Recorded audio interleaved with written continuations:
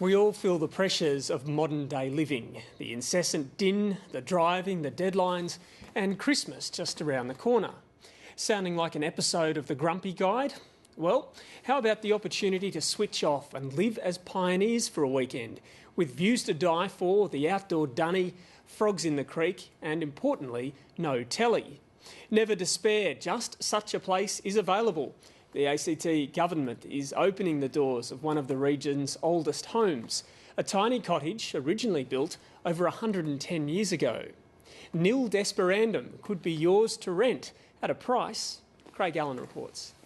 It's always had people coming towards it when the park opened, especially bushwalkers, about 4K, 4.5K walk, natural bushland settings, and the beauty of it is so isolated that only the people that do want to come up here will venture to have a look at the heritage and the history, take that challenge up. Yes, it's not your typical put your tent up, pop a switch, electricity is on, you've got your kettle.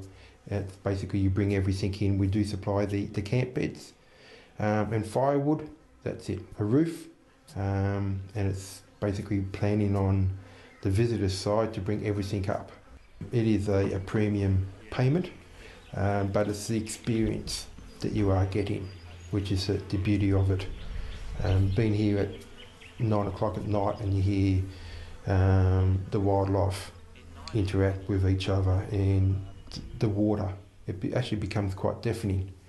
It was first built in around 1899. An Irish bard, an eccentric fellow at that too, Henry French Gilman, he got a couple of the local farmers here, George Green and George Hatcliffe, to build this peasy or rammed earth building for him.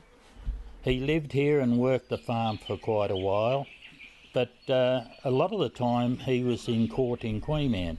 Being eccentric, he didn't like the local farmers down below him putting fences and gates on the roads to town.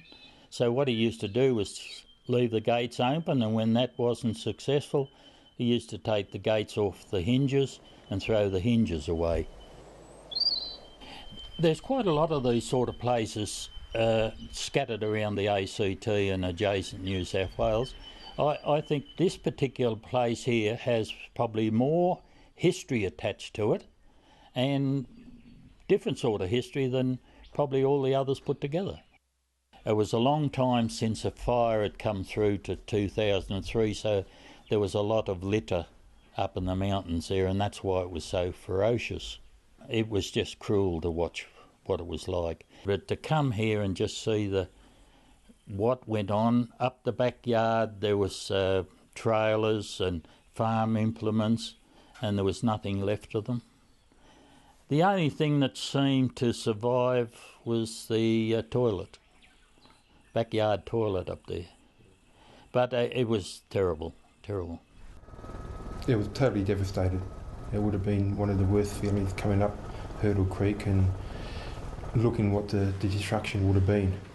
But due to the efforts of pioneers and members of the staff, it has got back to some kind of formal glory, if you want to put it that way. After a century of very colourful history, a new chapter's about to be written in allowing members of the public to come and stay here. What do you make of that? At first I had reservations about it. A beautiful place like this, and it's out of sight. I think the rangers have a lot of work to do to stop this being vandalised.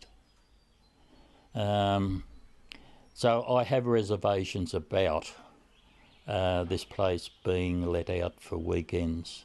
I think a lot of thought, or more thought, should be put into how to go about keeping it safe.